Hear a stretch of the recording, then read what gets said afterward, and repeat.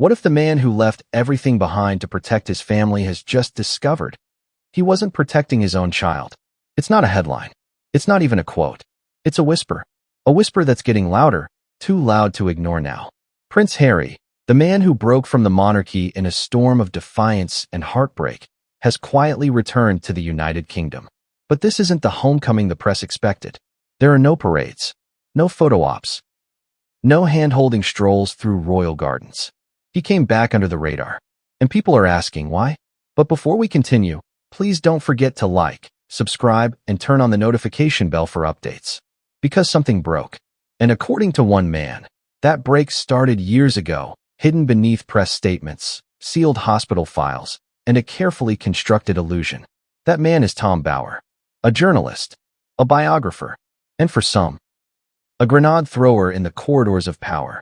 And what he's now suggesting, publicly, is that Meghan Markle manipulated private medical records to hide the true paternity of one of her children. Let that sink in for a moment. We're not talking about tabloid speculation. We're talking about the kind of allegation that, if true, would not just shake a family. It would collapse a narrative built on trust, legacy, and a child's identity. Now, to be absolutely clear, these are allegations. They are not proven. They are not verified by a court of law. But the source is serious. And the response so far? Silence. Strategic silence. Which, as anyone in this space knows, often speaks louder than denial. So why now? That's the part no one seems to have a clear answer to. But here's what we know. Harry's sudden trip wasn't planned. There was no coordination with senior palace aides. No press leak to the usual friendly outlets. Not even a standard security deployment ahead of time. That alone suggests urgency, maybe even panic. But let's step back. If you were Prince Harry and someone told you that the child you thought was yours might not be, where would you go? Who would you call? What would you demand? Would you want answers? Or would you want the truth, no matter how much it hurts? And most of all, how long would it take for the anger to give way to silence? The kind of silence Harry seems to be wrapped in right now. A silence that, according to some insiders, may be tied to something even more devastating than paternity doubt. The question of whether he was the last to know.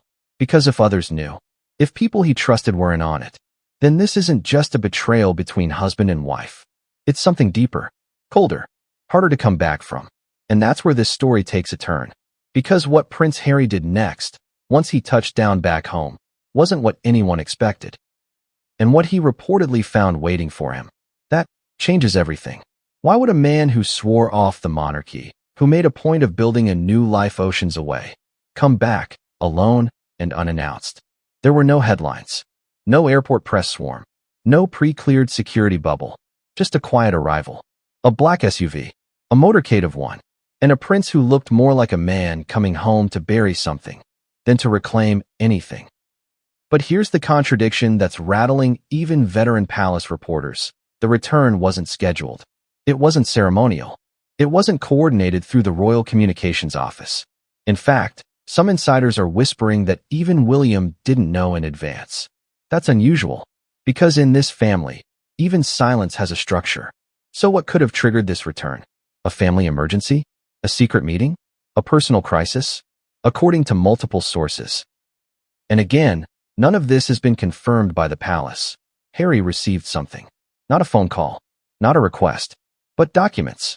Documents allegedly connected to the recent claims made by Tom Bower, documents tied to medical records, paternity certification procedures, and legal cover. Now pause on that. Why would Prince Harry need to physically return to the UK just to look at documents? In 2026, most things can be handled remotely, digitally, privately, unless what was handed to him couldn't be emailed, unless it came from someone inside, someone who couldn't risk being traced, a source with access and guilt. One insider described Harry's demeanor upon arrival as haunted. He reportedly declined the royal residence prepared for him. Instead, he stayed at a private estate on the outskirts of London. Isolated. No press access.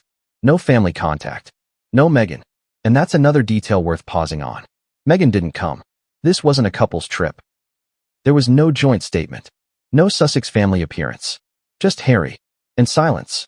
And when a man like Harry, trained to handle scrutiny, raised in public suspicion, refuses to speak, That silence has weight. And still, we don't know exactly what he saw. We only know that after 48 hours in the UK, he requested a closed-door meeting, not with Charles, not with William, but with the Royal Legal Council. And that's not something you do for emotional closure. That's something you do when things are about to break. But what's more haunting is this. When Harry walked out of that meeting, he reportedly said just 3 words. 3 words we're still trying to confirm. But whatever they were, what came next would change everything, and no one saw it coming. What if everything we've been told, everything Harry believed, was built on a single, altered record? That's the question quietly detonating behind the palace walls. Because it wasn't just a paternity claim. It was the timing of the claim, the moment it was made, the documents it was tied to, and more disturbingly, the people who may have known it wasn't accurate and said nothing. Tom Bower didn't publish a tabloid column.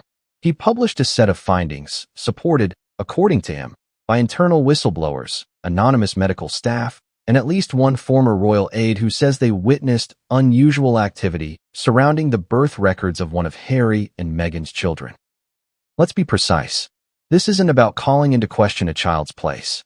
It's about the potential manipulation of medical paperwork, the kind that would normally be under lock and key, both legally and ethically. The kind that, if altered or concealed, would imply deliberate coordination. Not by outsiders, but from within. Now here's where things start to twist. According to the timeline outlined in Bower's report, the pregnancy in question was announced earlier than planned. And then, days later, key staff at the private facility where Meghan was said to be receiving treatment were either replaced or silenced under NDAs. It could be coincidence. A reshuffle. Happens all the time. But one source claims the child's birth certificate was originally filed, then withdrawn, and resubmitted with slight modifications. A date here, a physician's name there, barely noticeable, except for those who knew what to look for. And Harry? He reportedly never questioned it. He was thousands of miles away for portions of the pregnancy. He trusted the system. He trusted his wife. And maybe that's what hurts the most. Not that something may have been hidden, but that it was hidden so easily. The implication here, the one Bower dances around but never directly says, is that Harry was presented with a story, a narrative that had just enough truth to make questioning it feel disloyal.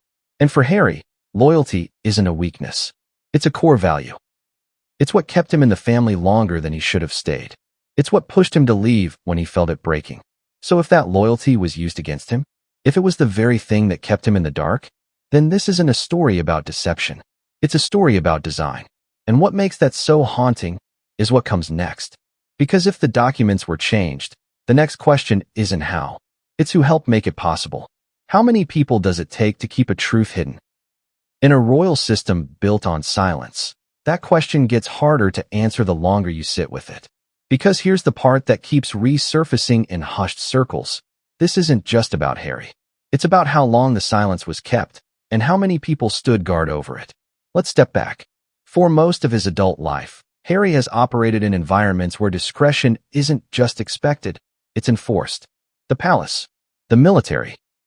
Even his post-royal ventures with global media contracts are wrapped in layers of legal insulation. And yet, despite all that control, this slipped through. Or maybe it didn't. Maybe it was allowed to slip through.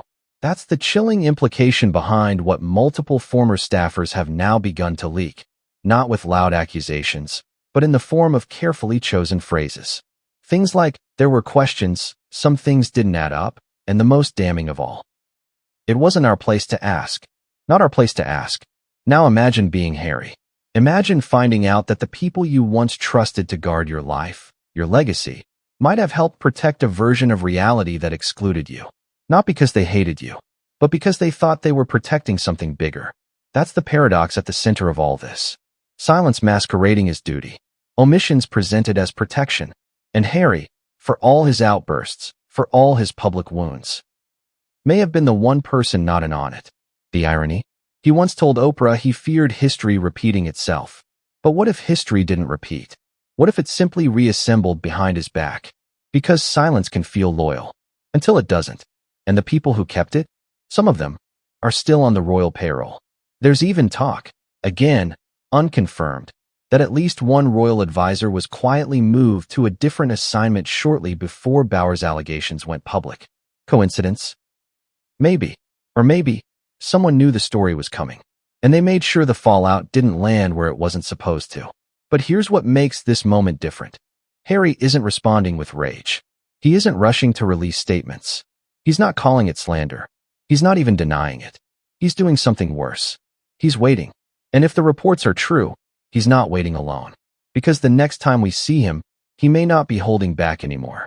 And what he's preparing to do, quietly, carefully, might be the single most disruptive thing he's ever done.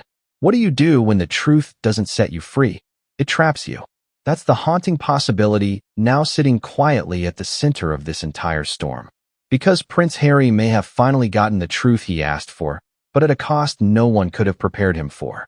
We're told, through sources that have yet to go on record, that following his private legal briefing, Harry didn't immediately return to California.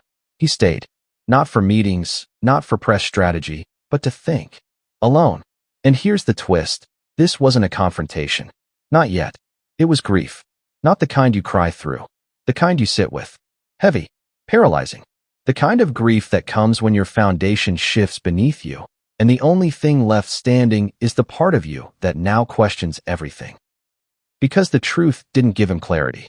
It gave him doubt. Not just about Meghan, but about his own judgment. His ability to trust. His role as a father. His image as a man who fought the system to protect a lie, not a life. There are whispers now, just whispers, that legal action could follow. But it's not clear against who, or whether Harry has the stomach for that kind of war.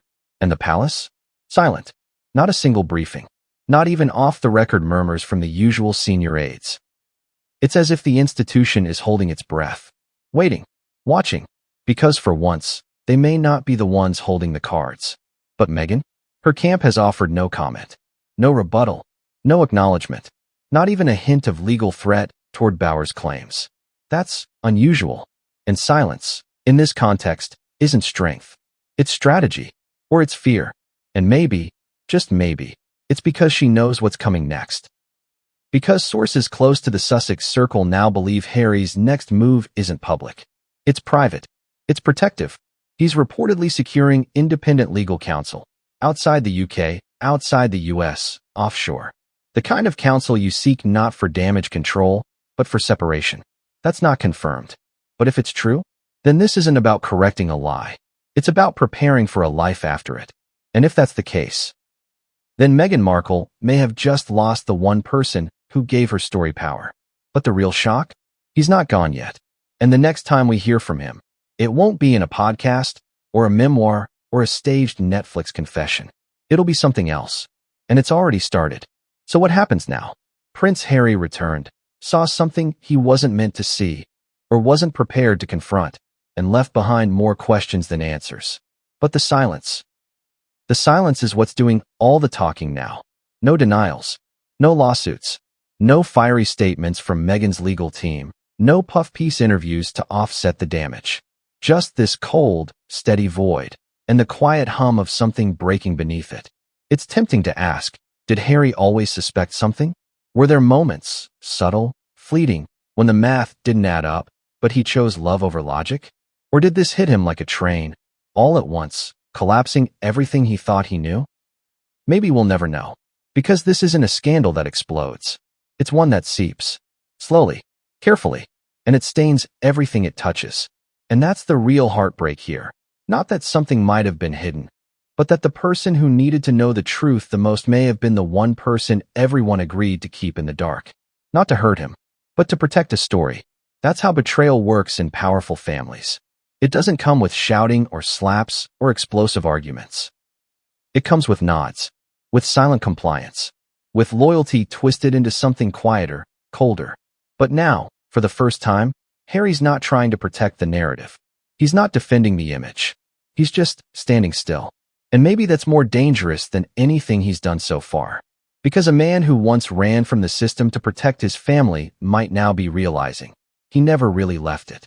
The manipulation just followed him. So where does that leave us? A marriage in limbo. A monarchy watching from the shadows. A story cracking open at the seams. And a father caught between the life he built and the truth he never saw coming. And that's the part we can't unsee now. This wasn't just about paternity. It was about belief. And how fast belief can fall apart when the paper trail finally starts to talk. And maybe that's why the palace hasn't responded. Because they don't have to. Not yet. But when Prince Harry speaks, and yes, he will speak, the real story begins. And when that happens, nothing will be off the table. Not even the family. If you've made it this far, you know this story matters. So don't stay silent. Drop your thoughts in the comments. What do you believe Harry saw? Hit subscribe, because the next chapter isn't a theory. It's already unfolding. And trust me, it's only going to get louder.